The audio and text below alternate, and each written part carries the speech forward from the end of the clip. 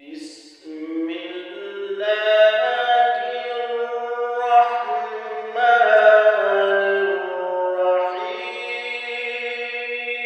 الرحيم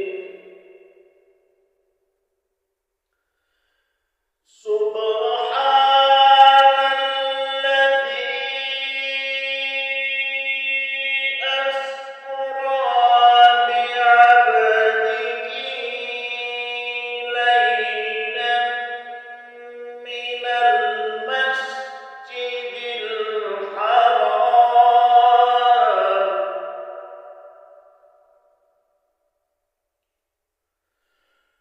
ليلا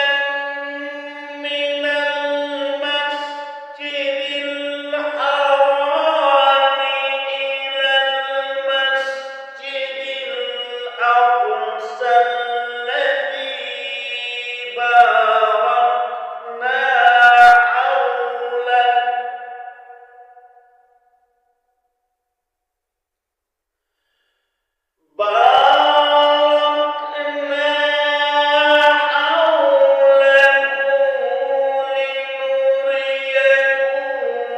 من آياتنا إنه هو السميع البصير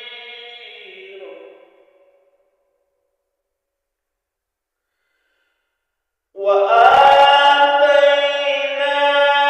موسى الكتاب وجعلناه هدى لبني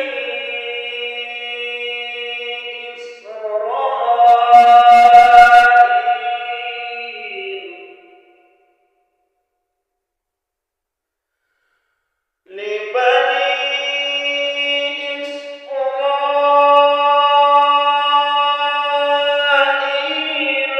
ألا تتخذوا من دوني وكيلا